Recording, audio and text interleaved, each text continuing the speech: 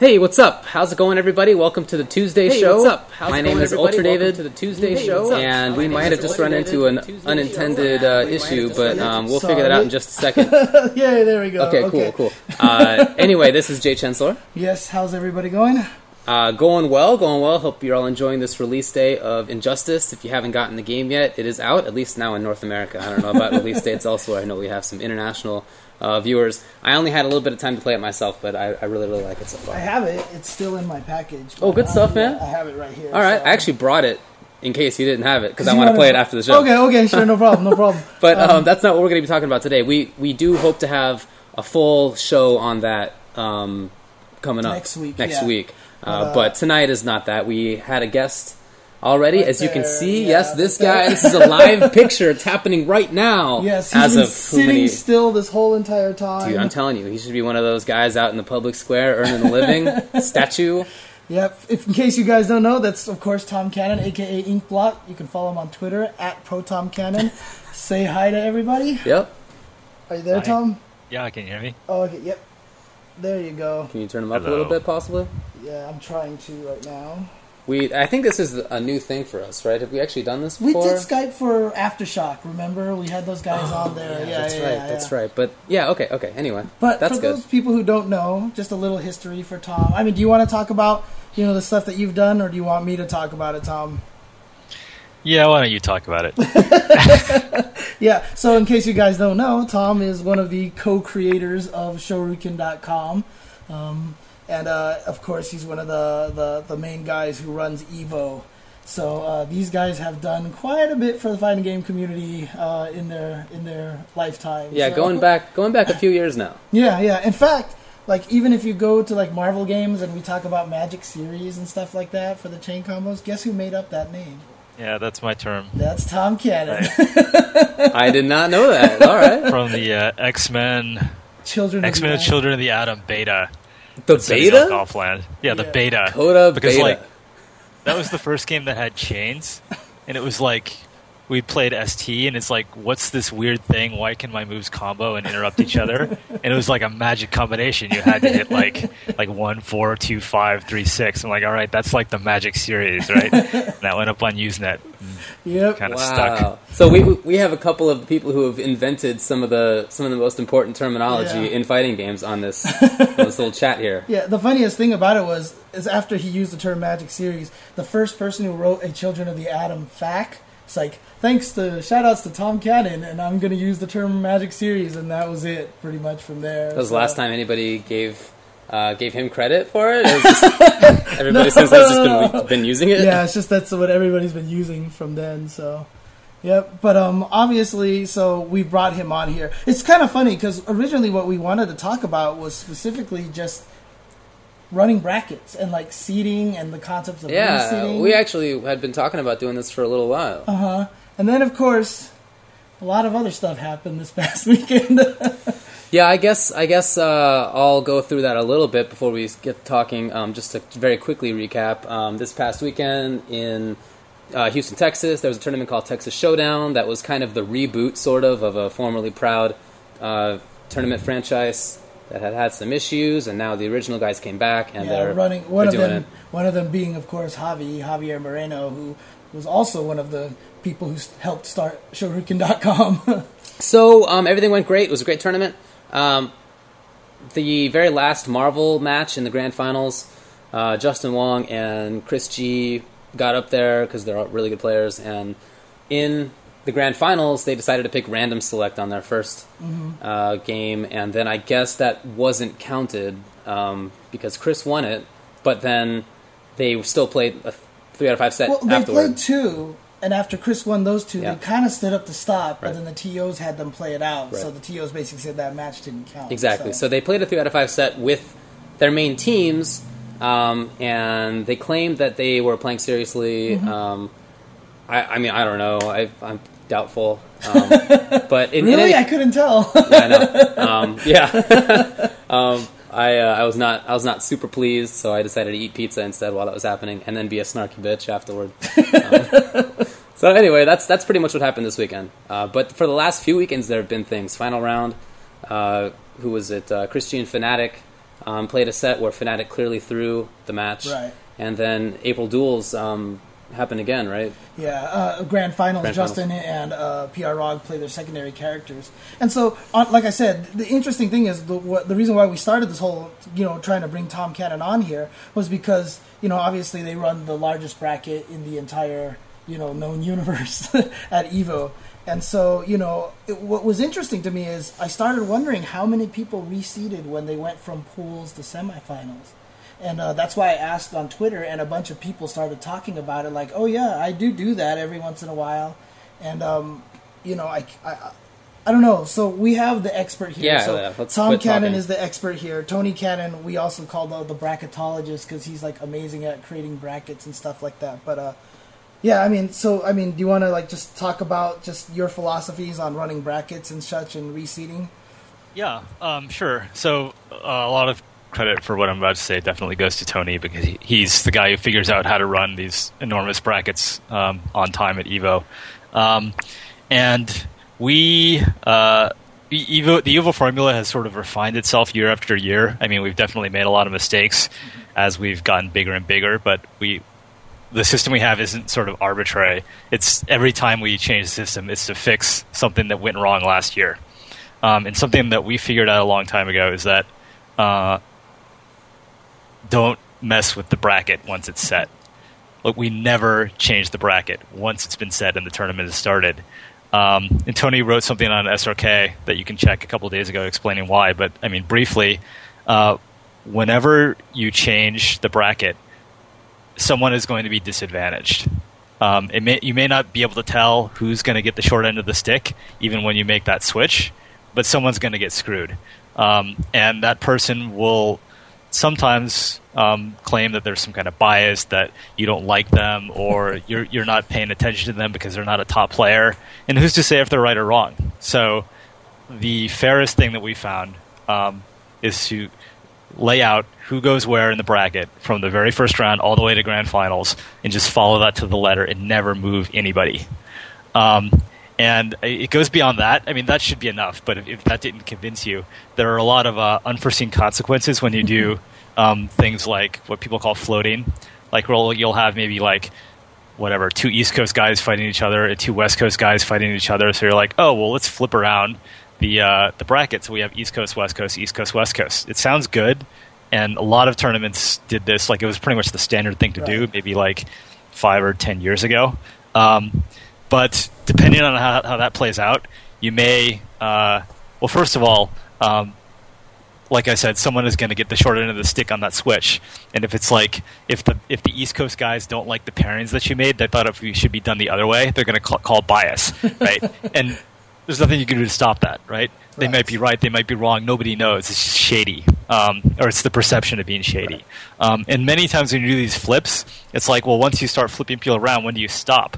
Because you might have an upset, or the way the bracket works out further down the line, and maybe another matchup that isn't ideal. So now do you float that, right? And you can really quickly go down the road where you're floating everybody and the entire integrity of the bracket is just totally up for grabs. Nobody knows where anyone's going, and it's just really a bad look. So, I mean, we just never ever float anybody. The only thing that we do is because there's so many people at EVO, it's difficult to make things. We try to make things as fair as we can before the bracket starts. Right. Mm-hmm.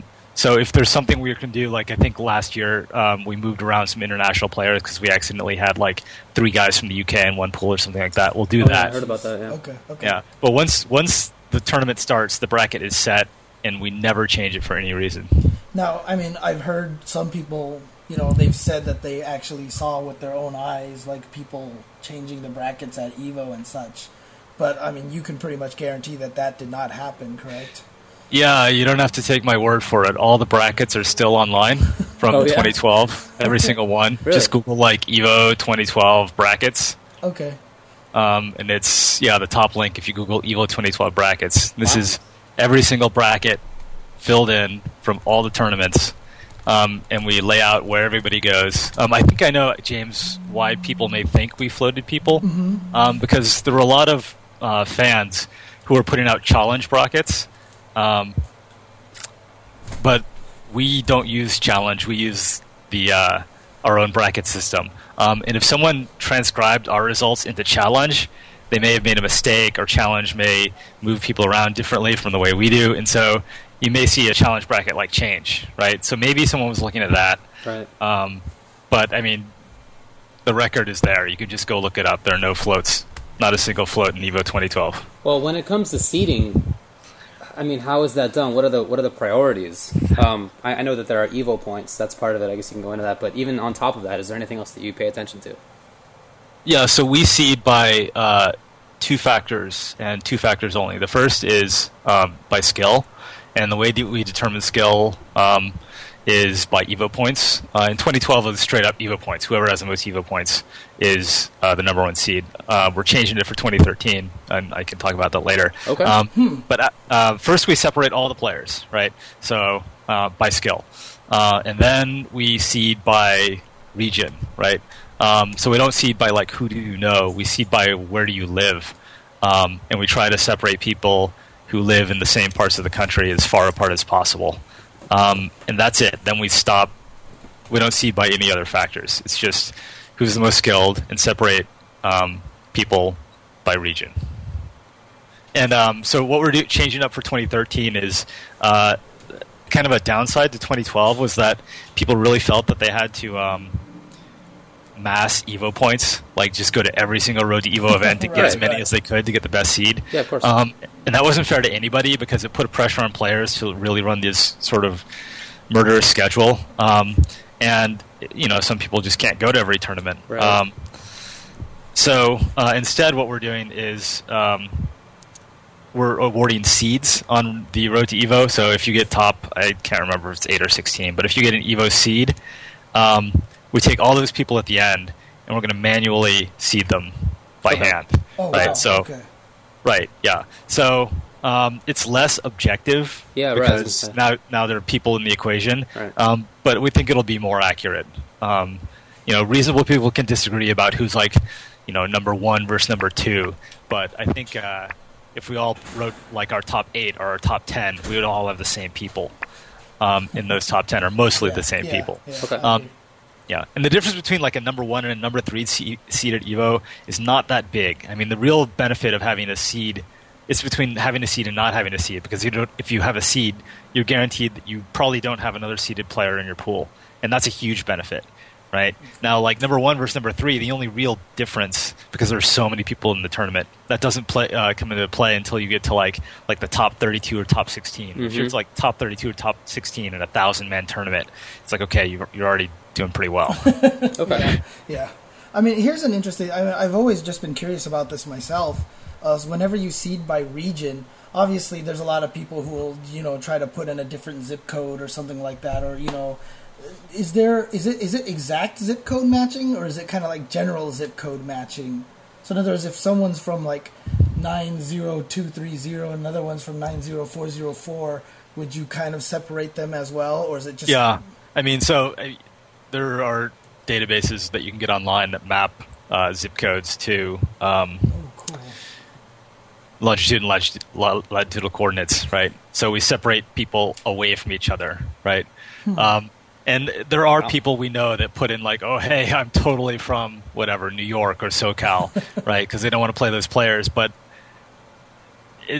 you know, at the same time, so there's a fudge factor here, but I'm not sure how much that's going to help you, because you don't know who else is doing that. So 2 people can do that and actually end up playing each other, right, from the same region. Yeah, that's true. Yeah. Yeah. So I honestly don't know if that helps you or not. So you actually, I mean, do you have, like, some formula that you do this with? Like, is there some like distance apart from each other at which you're okay with putting people into the same pool, or what? I don't know the exact formula, and I may screw this up, and I'm sure Tony will correct me if I do. Okay. But it's almost like a matchmaker, right? It's like, okay, we start putting people in the brackets, and that sort of starts to restrict you. Like, for sure, like, all the seeded players have their slots guaranteed, right? And then you look, well, how else can I put people in, right? And then you have, like, maybe, like, this percentage of people from this region and this percentage of people from this region, right? And so you pick like the hardest problem, and you separate, say, all like the whatever. Let's just say that there are more New York people than everybody else. So you separate all the New York people, and then you're going to have some overlap, right? And then you keep filling in until you're out of people. So do you do this manually, or do you have? Like of course not. No. That sounds, Okay. Yeah. I was about to say. So I'm going to assume Tony probably wrote a program for this, right? There's a program that does this. That's pretty sick. Okay. Yeah. Is there any like geographic relationship between being number one and which pool you're in, or like how? No. The number one seed is the number one seed, no matter what. All the seeded players have their slots determined by where they would go in a proper bracket. I mean, like if you get farther into the tournament, would number one and number two eventually play each other? Is that how it works? Yeah, in the grand finals. Oh, okay. So they're put on opposite sides. Yeah, of the that's right. bracket, Okay, yeah, that's right. But so the ones that are seeded who play each other the first, you know. I mean, do you get what I mean by that? Oh, Yeah. yeah. So if there's 16 seeded players. people, then the first ones would be like 1 in 16 or something like that, right? That's right. Yeah. Okay. So It's 15. how early? What? No. I guess the question is, do you try to separate them geographically too, or what? No, Okay. we don't. We don't try to separate them at all. And actually, this can sometimes have unfortunate consequences. Like, I remember, I might screw up the details here, but I think CD Jr. was pissed off because he had to play his brother. I remember that. Yeah. In like the semifinals of MK. Uh-huh. And first of all, the semifinals of MK is already really far along in the tournament because there were like hundreds of people in that tournament. Semifinals is like top 16. But the reason why that happened is because they played out exactly according to their seeds, right? So I can't remember exactly where this happened, but you can look it up on the brackets if you really, really care. But, I mean, in the end, does it suck that he had to play his brother? Yeah, it sucks. But in the end, the number one thing that we're concerned with is making sure that we have a tournament that's as accurate and as mathematically fair as we can make it. And that means that you seed players according to where they would be seeded, the seed that they earned, and you just play it out. Yeah, I mean, I always bring up the tennis analogies, right? So Venus and Serena have played each other before grand finals before. If they're just seated far enough apart from each other, right? And I don't think they're going to float anybody. So, Well, is there any geographical concern in tennis brackets? no, not at all. Yeah, I figured it's just based on what your rank is, right? Right? Yeah. Right. Okay, so that's kind of a Right. different deal. So, I mean, speaking of rank, I don't know if a lot of people know about Apex from a long time ago. Right. You know, we tried, setting up a seeding system and a ranking system. Obviously, there was some ways that certain people started taking advantage of that. I mean, are there any thoughts of trying to create a new ranking system? Well, can you just explain what Apex was first? Because now there's a tournament called Apex, so it's Yeah, fair enough. Okay, so we had a system called Apex before, and what it did was when you entered the tournament, the amount of points you got for winning was based on how many people were in the tournament. Was there any sort of weightedness on people with higher points? I forget, Tom. Yeah, so it was an online ranking system where any tournament organizer could enter their results, and you got more points for as more people signed up for the tournament. So like a major would earn you more points than like a weekly. Right. The problem with Apex was that people falsified results, and there was no way to moderate everything that was There coming was in. one particular organizer who would like find random people in the arcade and be like, "Do you want to enter this tournament for free or whatever?" And they'd be like, Yeah. "Sure," and they just write their names in, and then they wouldn't even play. Well, I know some other tournaments, their organizers would just report more often, and some like only reported occasionally, and so it didn't seem, so. I mean, we spent a lot of time on this software so that people could, enter their own results, and we broke the country up into regions Right. because it was mostly US scene back then, right? And it was all very elaborate, and then the results started coming in, and it was just complete bullshit. Yeah, so I mean, we've thought about how could we have more sort of permanent rankings that are more meaningful and last all year, and we think we could do something that I can't believe I'm saying this, but it's kind of like the BCS, because I hate the BCS. But where you have a combination of taking a look at a smaller list of sanctioned tournaments that everyone agrees is a significant tournament, Right. and that's the objective factor, and then you have a committee, and it would have to be a diverse committee, right, of people from all over the country to make sure that you get an accurate representation of kind of what the country thinks, and then and they rank, right? And then you have the ranking factor versus the points factor, and you mash them up, and you get like, here are the power rankings. And then if we could do that, that would be really cool, because like I said, it would be like kind of permanent, and it'd be like week after week, like what are the rankings? What are the rankings? That would be really cool, as long as you don't accidentally screw over Cal, because Texas's coach really, really wants to get into the Rose Bowl. I know that broke you up when that happened. Am I right? Right. I mean, nothing's perfect, and that's exactly why. Fine. Don't take my bait. No, I mean, taking no bait today. Okay. No, I mean the nice thing about it was back during Apex, people didn't travel that much at all. So we really had a hard time trying to figure out which areas are better. But do you feel like it's a lot easier now because, we do have, for example, the best person from Florida as Flocker, and the best player from Texas, let's say, is Buckethead. And now that people have played each other and we see how they stack up against each other, do you think it's easier to do that ranking now? Not with an Apex-style system. Because you still have the problem of, some players just go to a lot more tournaments than others, right? So how do you normalize for that? Okay. Yeah, and that's one reason why we made the road to EVO so much smaller this year.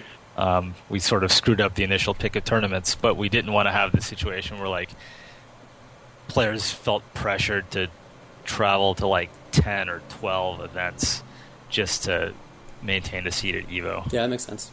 Okay. This is probably changing the order a little bit. Actually, do we want to take a break? Let's take a little break, actually, before we get to other topics, because we have a few that we'd like to get to. Okay, cool. So we'll take a break. We'll and be right back with some more discussions on current happenings in the FGC. Okay.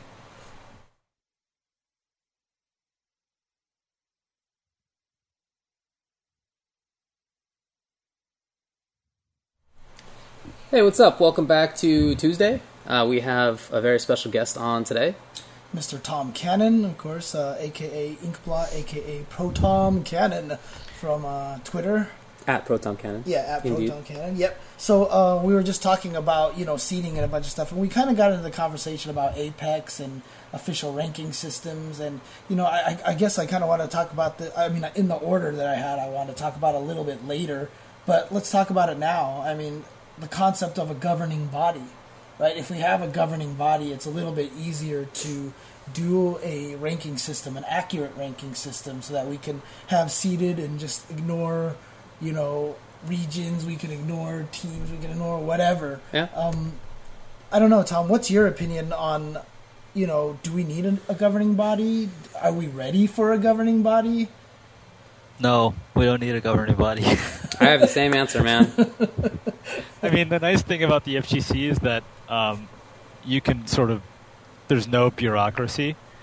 People talk about the Illuminati, but anyone who has an idea for an event can just do it, right? And if it's good and they can attract people, bam, it happens, right? That's how Wednesday night fights happen. That's how, Big Two. That's how Spooky. That's how all this stuff happened. No, we don't need a governing body. It would be nice if we could have an agreed, rule set for how you run a bracket. That would be nice because some tournaments still do float. Some tournaments use different size pools, so scheduling is different. If we could do that without bringing in this sort of umbrella structure, that would be great. If we can't, then I think things are fine as they are. Okay. I kind of disagree about having a normalized rule set. I actually really like that different tournaments have different rules, different priorities. I feel like that allows people who care about those priorities to go to the tournaments that they prefer. I don't want to limit some people who really like floats for whatever reason from going to them. I understand that it comes in with the negatives that you talked about earlier on the show, and I'm not a big fan of them either. I don't like it, but if somebody does for whatever reason, that's totally fine with me. Right. So. I think it was Rolando who was talking about at VXG that they do float. That's before, cool. Semifinals. If that's what they want to do, why not? Yeah. I guess he said why he doesn't like it, and I agree with that. But if they want to do that, that's totally fine with me. Right. Hope it works out. Yeah. I agree with the sentiment of what you're saying, David. But yeah. There are just there's a lot of evidence that floating just gets you into trouble. So, I mean, so there are some things that like, but you know, do you want to like ram down this rule? You shall not float down to anyone's throat? Of course not. I mean, hopefully I can like tell you why I think it's a bad idea, and people will be persuaded by that. Great. If not, you know, it's their tournament. Yeah. No, I totally agree with that. If there's some big discussion and you can convince people to not do it, then that's a totally different story. So. Yeah. Okay. But I mean, even what about something, for example, like when, you know, they did have fighting games at MLG, and they had, for example, the what's that rule called? The not the double jeopardy continuation rule, right? Right. A lot of people complained about that and such like that. Right. I mean, is it just that, you know, you consider it bad and you hope you can convince them not to do it, or? I mean, TOs are smart guys, right? So if they are doing something like really wrong and people really, really don't like it, you know, the players have a voice to change this stuff, and most TOs are pretty responsive.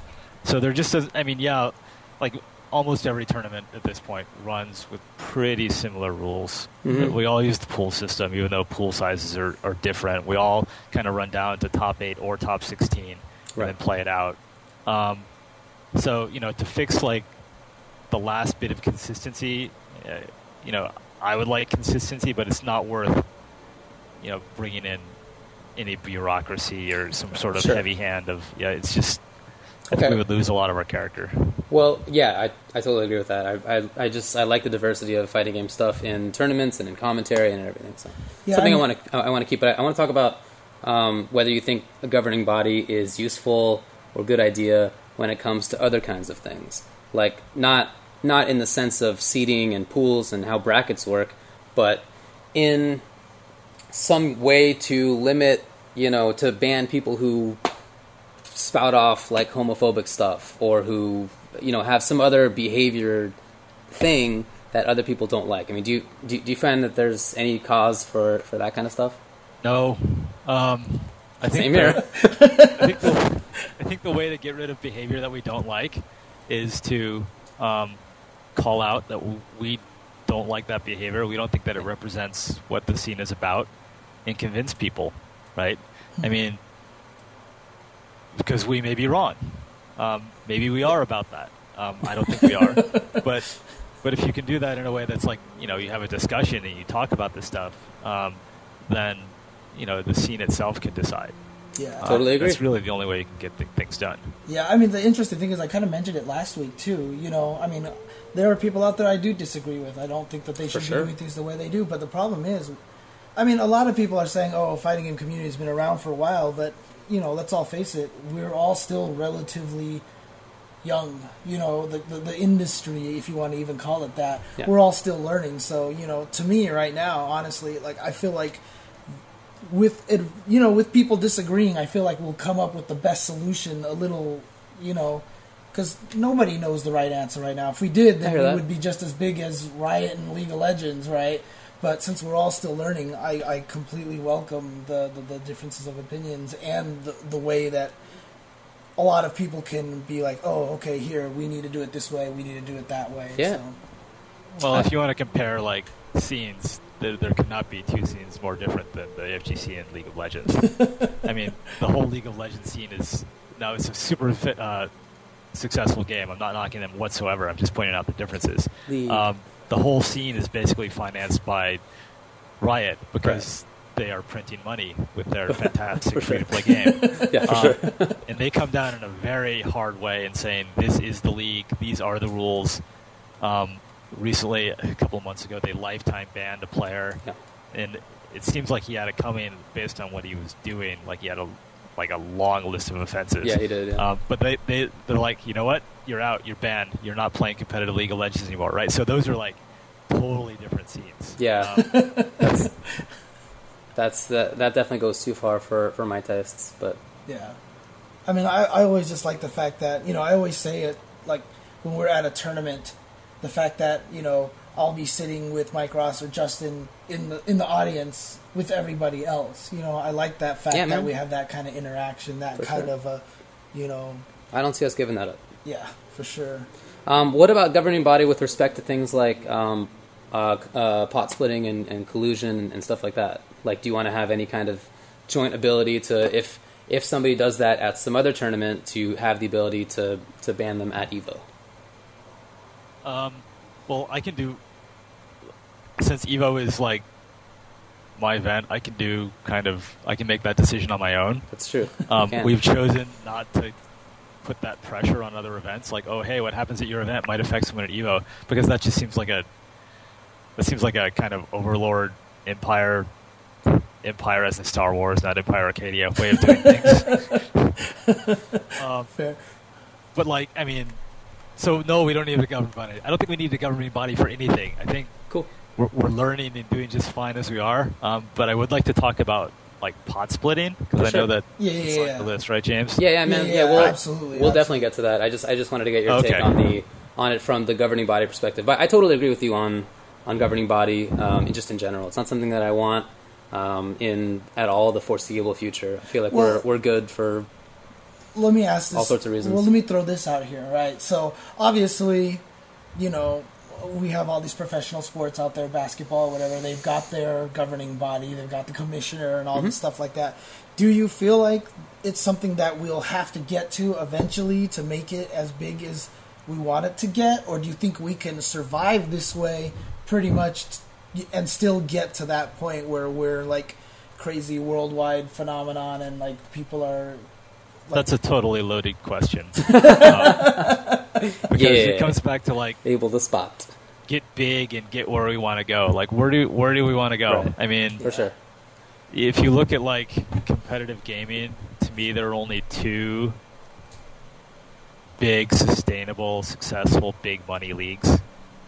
Let's talk about money. It's only League of Legends and StarCraft. Right. Those are the only two like long-lived, not a year or two, but long-lived competitive scenes where there's a lot of money.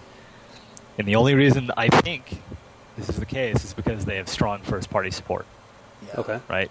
So those publishers can justify throwing like lots of money, tens of millions of dollars at the competitive scene, because it's a reinvestment on their product that they are selling. Yeah.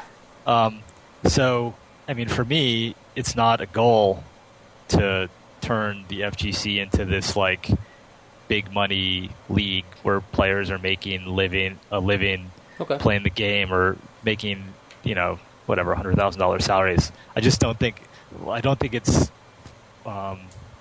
practical without that kind of first party support. And there's like a decade list of failures in this regard from all different kinds of games, both good and bad. Like great games, they try this and it doesn't work out because eventually a sponsor decides to pull out, and then you're kaput, right? And also like the idea of like a gamer making like whatever, making a living as a pro esports athlete is just not really that interesting to me. Yeah, I mean, maybe it's interesting. I know it's interesting to a lot of people. A lot of people are jazzed about that, but that's just not interesting to me. I think that would suck too. But I know that there are people who like doing that now and who really aspire to doing that. So. Right. Yeah, I mean, the reason why I do this, and the reason why I did it, like when Capcom hadn't released a fighter in like 4 years, and the reason why I keep doing it is because of the intrinsic value of, I think, like the competition and the things that you learn playing these games. Yeah. I mean, you learn stuff playing Street Fighter and Mortal Kombat and all these other games in a competitive environment, the same kind of things that you learn in sport. Like, Frank talked about this in his NYU speech. He said it much better than I will. Things like how to, like, deal with failure and overcome failure, and deal with, operating and finding your place in, like, a group of your peers, right? These are all great things that you learn in sports, but a lot of people aren't good at sports or don't like sports, but they can get the same things in the fighting game scene. And Oh no, I was just saying it's really funny too, because like people have seen me get really salty on stream whenever I lose, right? And I come back and I get really mad and I kind of complain or whine. Like, I'm not even gonna lie. When I was growing up as a child, I was probably 10 times worse. Really? I used to scream. Like, my brother always tells me the story. The first checkers game he ever beat me on, I flipped the table. I flipped the checkerboard. I really did. I'm not even making that up. I flipped the checkerboard because I got so mad about it. And honestly, like, fighting games have taught me to actually get my temper as good as it is right now. Right. So, I definitely understand what you mean, but, just learning how to... You learn a lot of things playing fighting games, for sure. Yeah, I think this is maybe a conversation for another day, but I feel like I'm a better lawyer because I played fighting games. Objection. And I feel like I'm a better fighting game player because I'm a lawyer at the same time. Yeah, so. yeah. Anyway, that's all stuff to get into some other time. But. Yeah, well, I mean, so I had another question that I was about to ask, Yeah. and I completely forgot what it was now. Okay. Shoot. We were talking about governing bodies. Yeah. We were talking We about... started talking about collusion and pot splitting. Collusion and pot splitting. Go ahead and ask another question while I keep thinking about this. Shoot. Wait, we haven't talked about pot splitting. Yeah, we had just brought it up. That's so let's talk about that now. Yeah, sure. Let's just talk about that then. So it happened a couple times recently. In fact, let me not limit it like that. It's been happening. It's been happening forever. I did it when I was a player winning tournaments. I actually had totally forgotten about it until Day tweeted me and he was like, "I remember the time that you wanted to split a pot," and I was like, "Oh yeah, that's right. I totally did that." So it's been going on forever, but maybe not. Well, it certainly couldn't have back in the day happened in such a high profile way as it happens now with streams and with real monetary backing from outside groups and with lots of people watching both in the hall and also at home and all this extra stuff that has happened in the last few years. So. What is your position, I guess, on pot splitting? Yeah, I think pot splitting is just an enormous red herring that just confuses the real issue. I mean, pot splitting, like you said, David, has happened for a long time. It's going to keep happening.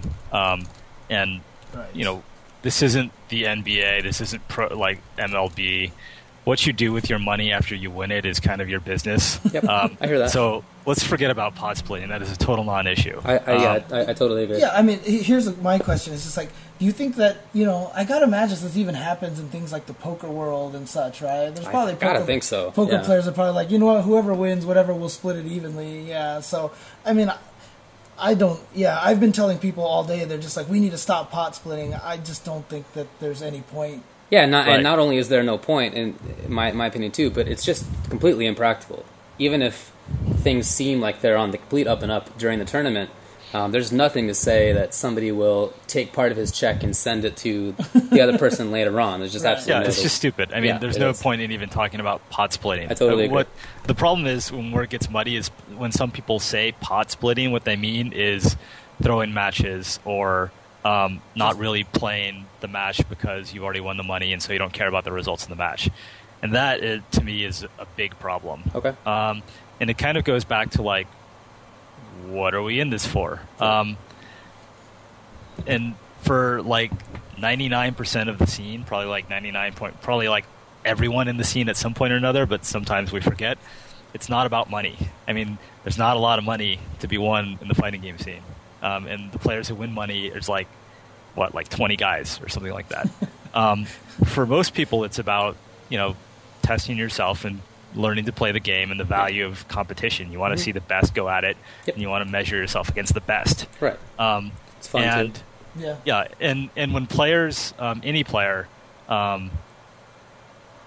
doesn't try, especially when they've made it so far in the tournament, it just sort of sucks a little bit of life out of that drive. And we like to say that the FGC is grassroots. What does grassroots mean? Grassroots really means that people substitute their passion and their time for money, right? Like, how do we have these? We have a lot of freaking tournaments. If you compare the United States fighting game scene to any scene, it doesn't matter what the game is. We have way more tournaments. We have way more events. It's true. Way more than StarCraft, way more than League of Legends. Why do we have all this stuff? Why do we have this enormous tournament in Vegas, which has a staff of over 150 people every year, right? When we have no money, it's because people volunteer their time, right? We have people who have professional video backgrounds making trailers that are pretty professional quality because they are professionals, right? So they do that because they're into the competitive vibe of Street Fighter and Mortal Kombat and Smash and all these games. Mm-hmm.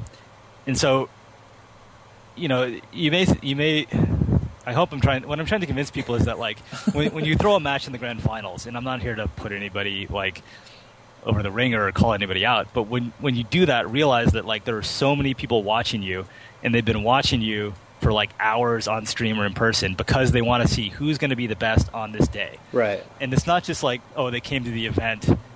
It's that they're volunteering their time like over years and giving up. You know, if they just wanted to act selfishly, they could just like go do something else with their time and make some money or something. But you're really undermining kind of like the core of like what holds everything together. And I don't want to be like overly dramatic about this because I think that this is like, you know, kind of a blip, and hopefully we can like reorient ourselves and fix this. But it's not like the competitive drive is what drives the scene, and so anything that undermines that is we have to be careful of. Yeah, I mean... Okay. By the way, Viscant on Twitter says that literally every poker event is split. Really? Yeah, I mean, I believe it for sure. Wow, okay. Yeah, but I mean, you know, I guess, you know, like Tom said, you don't want to get a little over dramatic, but I mean...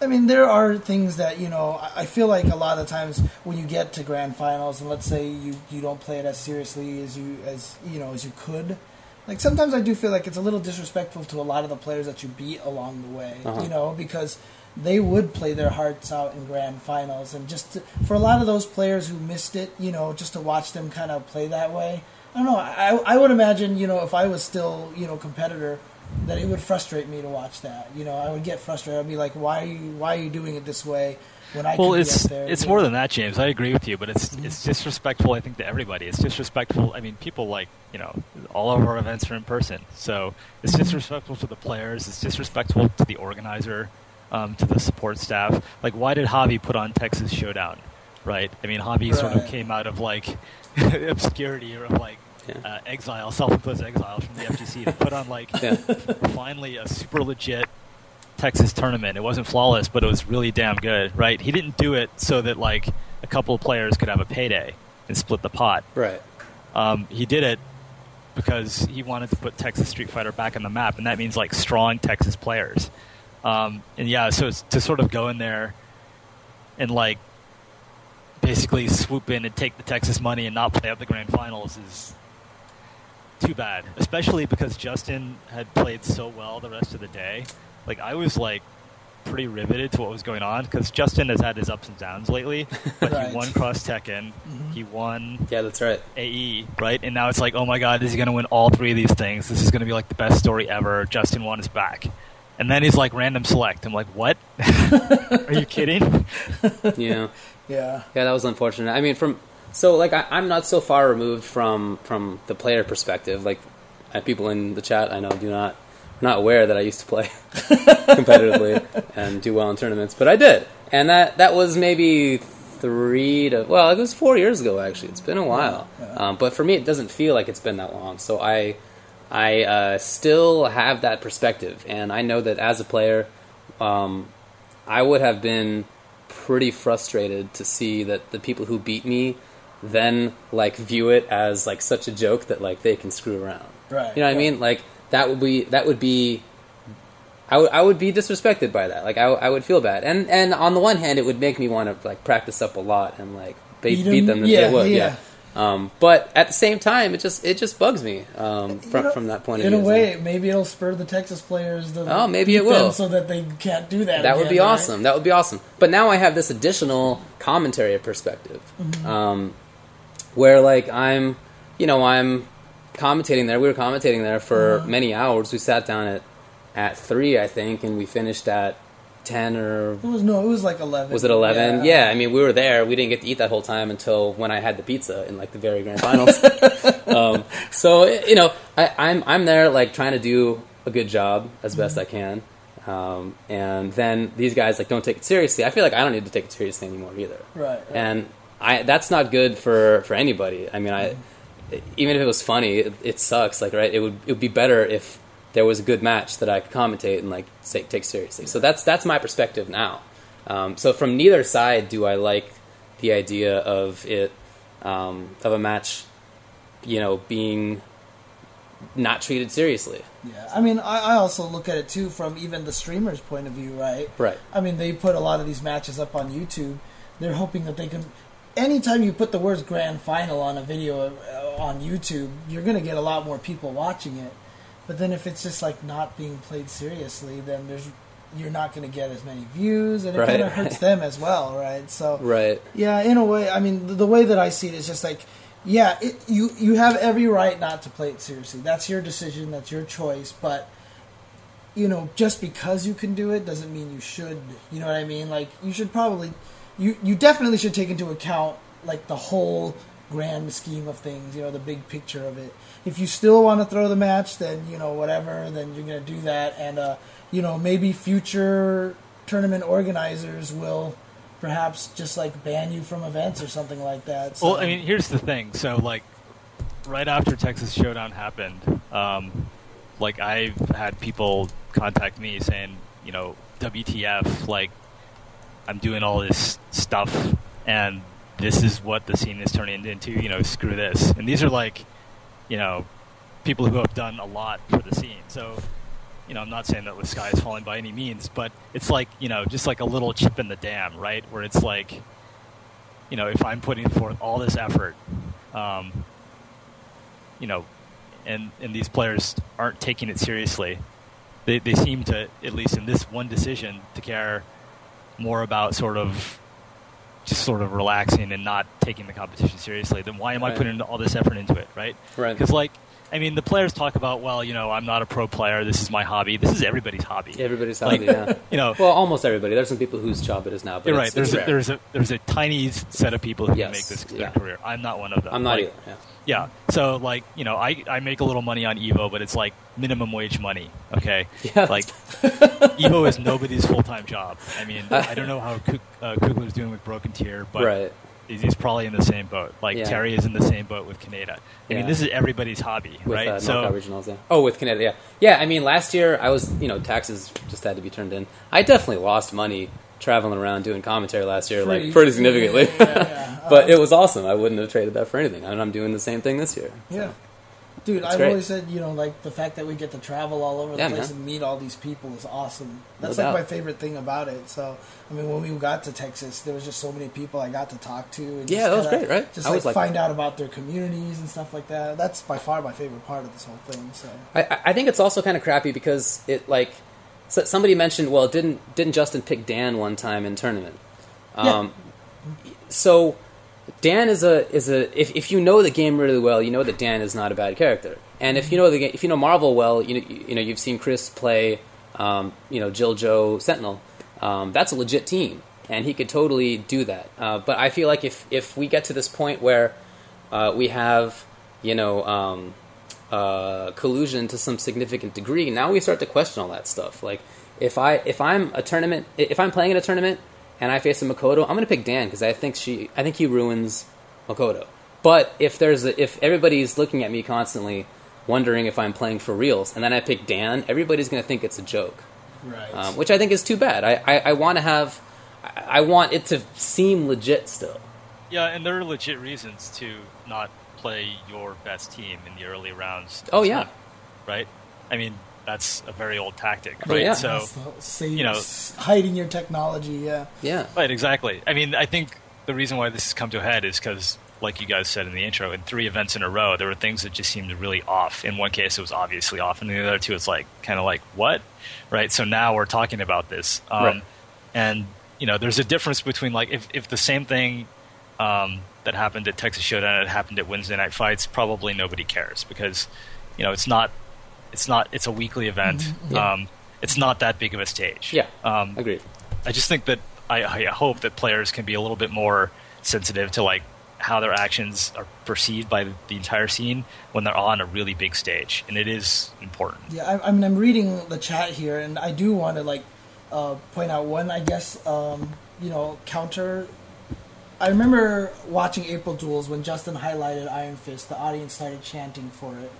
And then even at this event here, when they did highlight Random Select, there was a lot of people in the audience that were like going, "Woo, let's do it, let's do it!" For sure, right? for sure. So, you know, I mean, there might have been a little bit of that involved in there. Oh yeah, no, I agree. I mean, they're not doing this in a vacuum for sure. Yeah, I totally agree. And like I said, I'm not here to like come down on any player at all. What kind of bothered me more than what happened at the events was like sort of the response online, where a lot of people were saying, well, you know, they played their way in, so they should be able to do whatever they want, and if you don't like it, then you should get good enough to beat them, which is like kind of like, what? I mean, so would you say the same thing about a tournament that was like horribly run and late and they didn't pay the winners? Would you say, well, if you want a good tournament, you should just hold one yourself? Right. No, yeah. right? So, I mean, the players are a piece of this whole thing. They're a very important piece, right? No doubt about that, yeah. And their job is to try to win the tournament, right? As long as they just try to win the tournament and give us hype matches, and everything else can kind of take care of itself.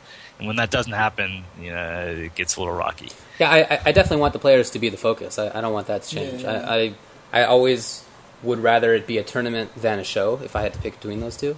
So yeah, I agree. I mean, when thinking about this kind of stuff, I always try to put myself back into player mode and consider what I want. But even from player mode, I didn't like that stuff. Yeah, I mean, honestly, for me, it just comes down to, it's like you said, like, there's tournament organizers, commentators, there's streamers, there's the players, there's so many pieces of it, and I just feel like, you know, everybody is kind of responsible to make it work. Like, it's very amazing that we have this many events that actually turn out so good, you know, week after week after week, and I think that's fantastic. And so, you know, I just think that we all have to be very considerate of each other. We're all kind of on equal footing, and no one really deserves any more, like, favoritism than anybody else. Like, no individual party. I feel like we all work together to make this, you know, make these awesome events.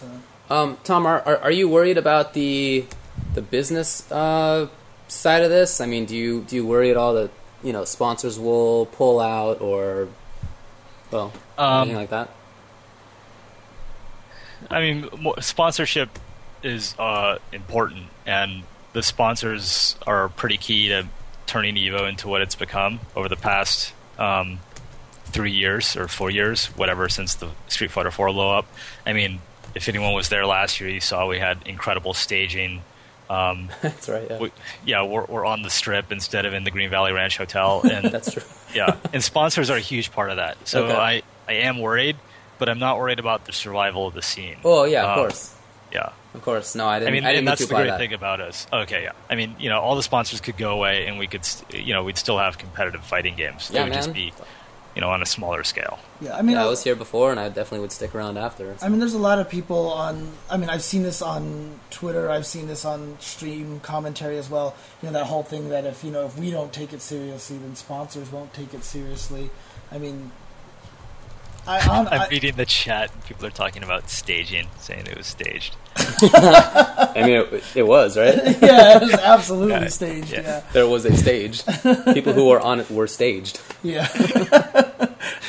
But yeah, well, okay, I forgot what I was saying now. Oh, never mind. That's it's all cool. good. It's all right, good. so okay. I mean, we talked about this side of it. What do you think can be done to limit this kind of, you know, collusion and throwing of matches and fixing of matches and not taking matches seriously?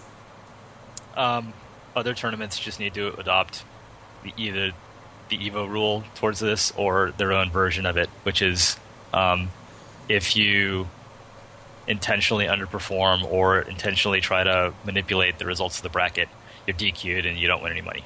No prizes. Has that ever been used in practice? Have you ever enforced that? We've never had to enforce it. We put it in after, I think, EVO 2004, when Soul Calibur 2 had the worst grand finals ever. I wasn't there. Yeah. It was ridiculous. So wait, two yeah. friends, I can't even remember who they were, like, were facing each other in grand finals. I think Voldo wasn't very good in that game, and they played Voldo versus Voldo or something. Yeah, and it was just horrible and, like, the most unhyped thing ever. And after we saw that, we added that rule. Okay. And I remember, too, because that was one of the first years we actually had, I think it wasn't G4, it was like Tech TV or something like that came to film us. Yeah, and they just happened to film the Soul Calibur stuff because they were only there in the morning. Oh, no. And so they filmed like this whole like really bad thing. So it was just like, oh, man. That sucks. Yeah.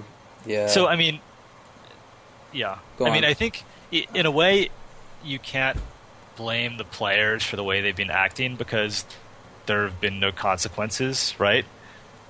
So I think it's up to the TOs to, if they agree with what I'm saying, to send a message and just add that rule and say, look, guys, we don't care what you do with the money. We know that you're going to, split it or not split it. It's up to you. But the tournament is about determining who is the best on that day. So just play to win the whole way through. And if the TOs make that clear, I'm pretty sure that the players are not going to have a problem with this. I mean, why would they? They're all competitors after all. Now, I was listening to Wake Up SRK before this, part of Round Tuesday. Yes. Twitch.tv/Keats. Check it out next week.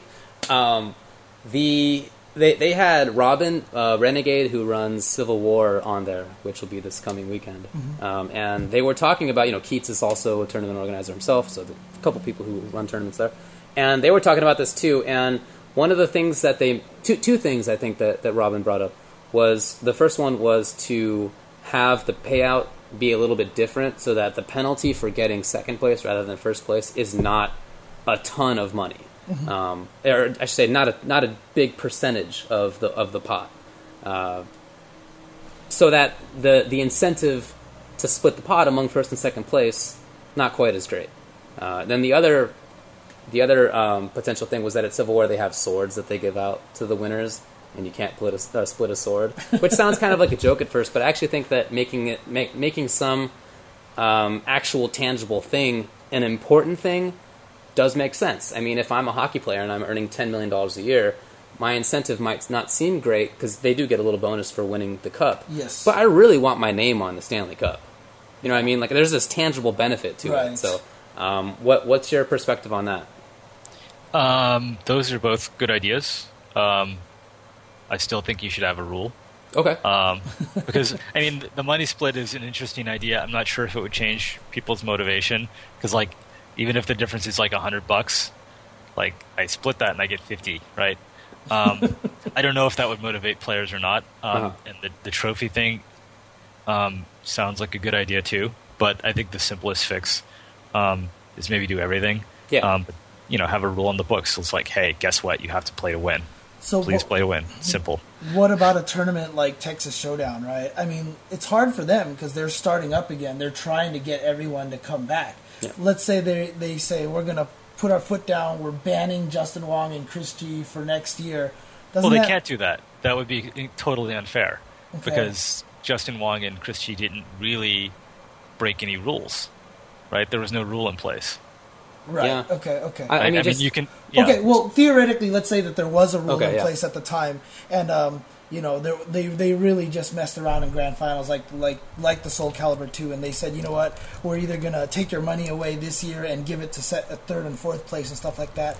You've made some top players angry, and now they might not want to come back, so that might hurt you in the future. So, I mean, what do you recommend to those kind of tournaments to keep themselves from hurting themselves? If you are concerned about that, then don't put the rule in, but don't complain if something unfortunate happens to you. Okay. If you're going to put in the rule, any rule for your tournament, you have to enforce it. Once you start making rules and not enforcing them, your tournament just loses credibility. I just want to point out that we mentioned it briefly before, but not quite in such stark terms. From a legal perspective, they can totally ban them for whatever they want. Right. Oh yeah, because there's no requirement that you open your tournament to anybody. The legal side, though, is a totally different story than the layer. Yeah, so it's different kind of thing. Yeah, it's just they have the option, and you just shouldn't do it unless there's a rule that you're trying to enforce. I mean, and we've only added rules to Evo when we need to. And our rules are pretty long, but we've been doing this for a long time. We don't like having a bunch of rules because it just makes it harder to run things, and it makes it harder for players to know sort of what's up. The fewer rules you have, the better. And like I was saying before, like for a weekly, maybe this rule makes no sense. In fact, it doesn't make any sense for a weekly, right? But if you're certainly what people would consider like a major, and you have an established history, and you care about saying this guy was whatever my tournament major champion in 2013, then I think this rule makes sense, and I don't think it's asking too much of the players. It's a pretty low bar to play it out. Okay. I mean, I totally agree. Okay. I mean, is there anything else that you want to talk about, mention of this? Because if not, then we could take a break and we can talk about some more positive things that are going on in the fighting game community. I don't really have a ton of time. I forgot to tell you about this beforehand, but I have to pick somebody up at the airport at 10 o'clock. Okay, so let's take a quick break, and then when we come back, we'll change subjects into some more of the positive stuff that's been Sounds going good. on. Okay, be right back.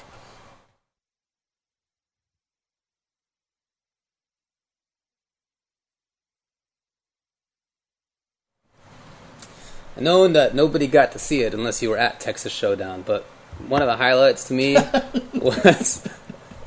I know what you're going to talk about. Oh yeah, do you now? Yeah. Was when Broly Legs did a lariat. Yeah, because it was Vangeef. He won, and he was spinning pile driving people and lariating people, and then Broly Legs just screamed out lariat and just spun around in circles.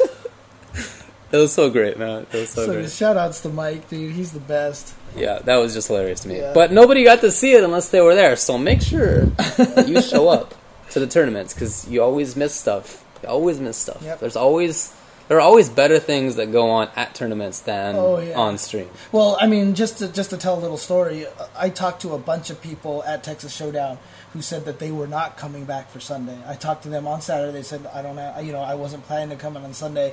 And I'm like, you're messing up.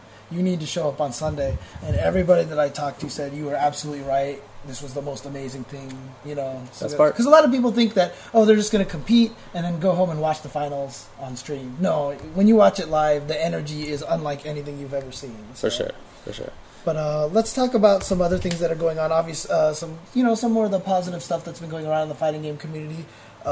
We just had that NYU talk with Daigo. I gotta watch that. I forgot about the archives. Yeah, I haven't seen it yet either. So Seth Killian was there. Mark Mann was there. I think Spooky streamed it, didn't he? Or I think it was on the Mad Cats channel, but Spooky did the streaming, if I recall correctly. Yeah, but they had a special announcement there. And Tom, I know you were a part of that, so do you want to talk about that a little bit? Right, so the NYU Game Center is... can you guys hear me? I can. David can't, but Come go ahead. on, David. Go ahead. Yeah, David's Come on, hands, do it. All right, there we go. Hello. Go ahead. So the NYU Game Center is they have a Master of Fine Arts program focused on game design and the study of games as culture. That's cool. So they're all about... Yeah, I mean, it's kind of like... So they're all about studying sort of the role that games play in our lives. And video games have really sort of grown up from being something kids play to something that is just, it's just as big as part of our culture as, TV and movies. Mm-hmm. So they study design of games and the culture of games. And this year for the EO Scholarship, we are really happy to be partnering with them to offer a scholarship to their program for a player in the fighting game scene who is interested in studying. So last year, I mean, this is like really exciting for me because it's a really respected program, and they're doing things that I think are a really great mesh for what we do, which is like, we play games almost as a lifestyle, right? It's more than a hobby, right? So, for sure. So I mean, I know that this is like a Master of Fine Arts and it doesn't apply to everybody, but just being able to have a partnership with such a prestigious university is a big step up for us. Yeah, that's awesome. Yeah, if their master's program is successful, I've heard that they're interested in having an undergraduate program, which would be great if we could continue that relationship with them. That's awesome. So yeah, I mean, like last year we were like, let's give away a scholarship, and we gave away like $20,500, which was awesome. But it was just kind of like, here are two guys that we like. Here's some money. Yeah. But now we got something that's much more formal and recognized. I mean, I hope this will give the scene more exposure. Yeah. So I mean, is this only for graduate programs, not for undergrad? I don't know. I know that they're offering an MFA, Master of Fine Arts, so it's a master's degree. Now, does that mean you have to have an undergraduate degree to apply? I don't know. So, I mean, I know that this is not as broad as what we were doing last year, but just being able to partner with this school for such a great program, I think is a huge step up for us. You're specifically partnered with NYU? Yes. Yeah, and let me just throw this out there. I'm just gonna say this. I think fighting game players make the best game designers by far.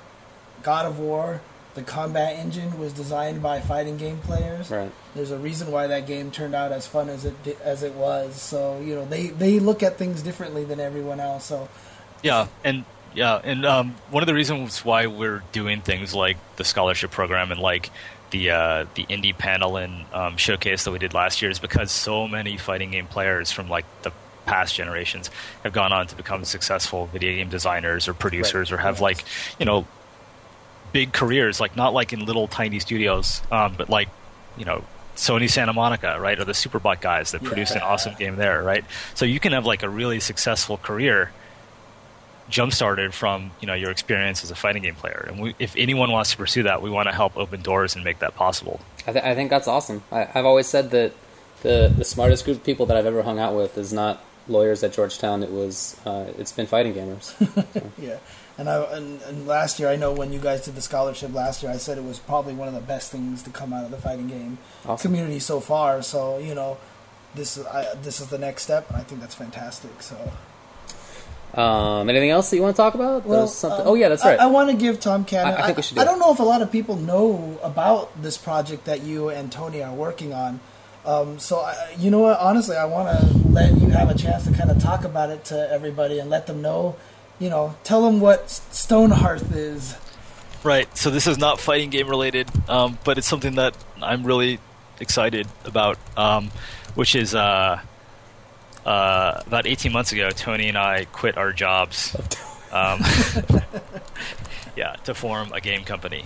So we've been working on this sort of city management / RTS hybrid game called Stonehearth. Our dev blog is at stonehearth.net.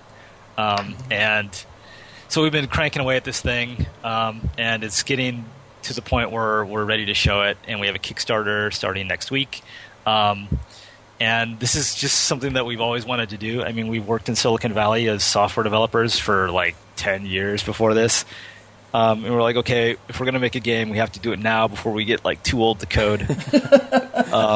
So yeah, we pulled the trigger, and this is our first project. But we hope to continue to actually have careers as game developers. And even though this one's not a fighting game, maybe we could do a fighting game in the future. I'd be super hyped to do one. Okay. And this is not even a small project either, right? This is a pretty ambitious. Yeah, we were stupid. But I mean, a lot of things I've done in life have been stupid on the face of them, and they've turned out great. Yeah. And even when you do stupid things and they don't work out, at least you have fun, and it's an adventure. That's true. So yeah, I mean, this is kind of an ambitious project. It's like half SimCity, half Warcraft 3, where it's got like, a lot of, you can like build up your town in kind of a Minecrafty way where you can pick the shape of the houses, and then it's got a pretty good combat engine. And it's just Tony and myself doing this. Like, we wrote our own engine from the ground up to do it, because our big sort of like hook on this game is that everything is moddable, right? So Sweet. if you want to like add like new monsters or like new craftable items, you can totally do it. We're going to give you the code and the tools to do it. That's cool. That is cool. Yeah. So I mean, if you want to see what Tony and I have been up to other than Evo for the past like 2 years of our lives, check it out at stonehearth.net. That's so crazy, because I've seen the videos that you guys. I've been to the blog. I've watched a lot of the videos. So that's all 100% written by you guys? Yeah, 100%. You guys have been working on it for 2 years? Well, about 18 months, a little less than 18 months. Wow. That's awesome. Yeah, and like this is our first game project, so like we're like, it's a game. How hard can it be? Turns out it's pretty damn hard. Games are so unique from other kinds of software. Yeah. We had a couple of false starts, but like we're going to keep plugging away at it. Awesome. And make this thing happen. My favorite thing is like there's one video where they talk about the combat, and Tony's like, you know what? We're fighting game players, so this has got to be like, it's not just going to be people hacking until one of them runs out of energy. Yeah. There's like all these like dodging and blocking and stuff. So yeah, it looks really cool. It looks really cool. All right, that sounds awesome. So where did the meme of putting Saget in every game come from? I don't know. I feel like I saw that like when it happened, but I just can't remember. So Yeah, so in other words, you guys got to put Sagat and Stonehearth somehow. I guess somebody can mod him in there, right? It sounds Oh, like that's fair doable. enough. Yeah, that's You know true. what? I'll see if I can find something. Hold on. Like, talk for a couple of minutes, and I'll see if I can find it. Okay. Yeah, but I mean, it's really interesting. I mean, if you look up Stonehearth on Google, I think like some pizza company comes up first. So make sure you go to stonehearth.net. And of course, don't get this confused with Blizzard. They just came out with that card game, which was Hearth of Stone. Yeah, Yeah, yeah, that's unfortunate timing. Yeah. For sure. All right, so James, I just sent you a link in Skype. If you could like paste that in the chat and check it out. Oh, jeez. Okay. So I'm just gonna. I know it's so hard, right?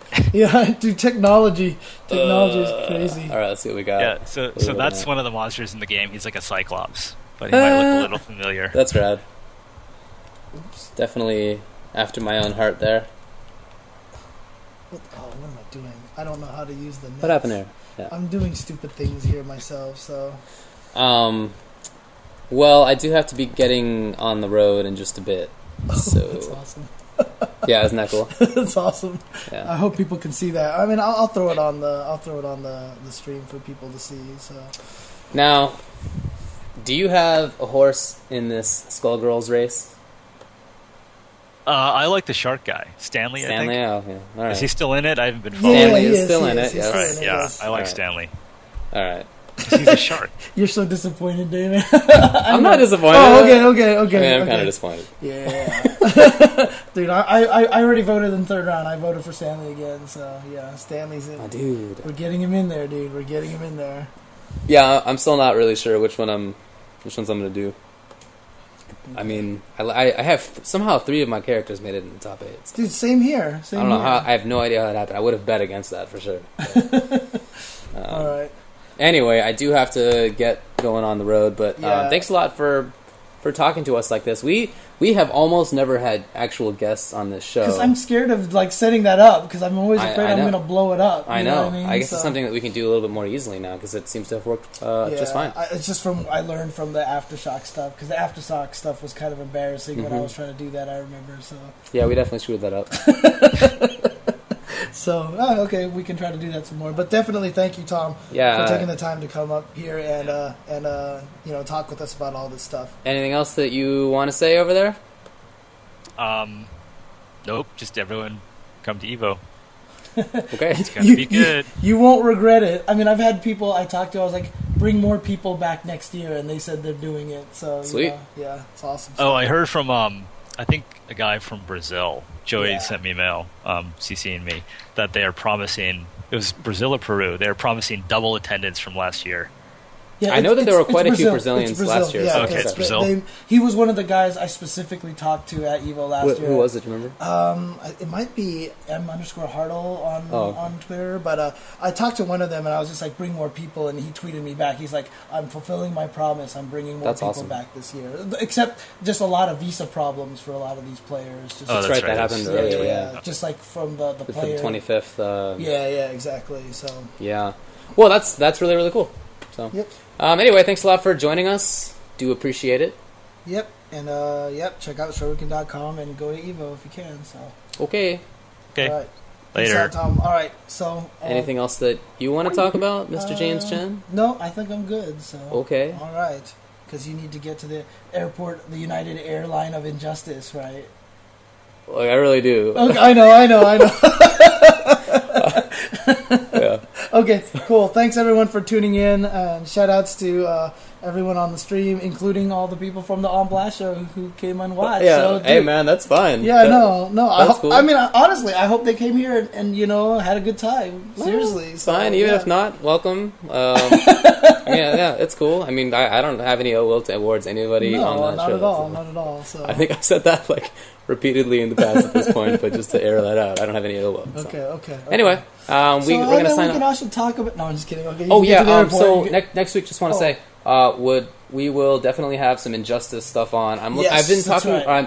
I'm going to be talking with some people to see whether we can get somebody who knows the game well to come out here and talk with us. And yeah, and make sure you tune in tomorrow because there's that $2,000 pop bonus at Wednesday Night's Fights for Injustice. Yeah. That's going to be really cool. All brand new technology. I'm excited about sure. it. This Saturday is the Sega Cup for VF. I think it's like $10,000 in prizes, and people from all over the country are international. And international. So I know there's already like 60-some or players already signed up for this tournament. Justin Wong is going to go there. I'm going to be rooting for him to go blow up all these players out there. If Justin can take it, I think it would be hilarious. So, it's not going to happen, but still, it's not going to happen. But it would totally be awesome. agree. Yeah. I know he's been practicing up. Yeah. Anyway, and then at 10, make sure that you follow up with around Tuesday when twitch.tv/iplaywinner. Hanzo Gonzo. Oh, I remember the names of the people who were on there. Okay. I was just trying to remember the stream for some reason. And hopefully Hanzo Gonzo remembers to be on the show himself. So. Yeah. I saw him playing. I saw him playing Grundy earlier. That was cool. I checked out just a few of the characters. Now I've checked out all the characters, but at the time I only had, and I didn't know about Grundy's little chain grab mechanic, so I'm going to be investigating that character a little bit more. Anyway, the show that sucks is on at 10. I'll be opening my Injustice right now. Okay. So the show that sucks is on at 10. Make sure you go check it out. They'll have some good conversations. I'm sure they will. They always do. There you go. Twitch.tv/iplaywinner. All right. Peace out, everybody.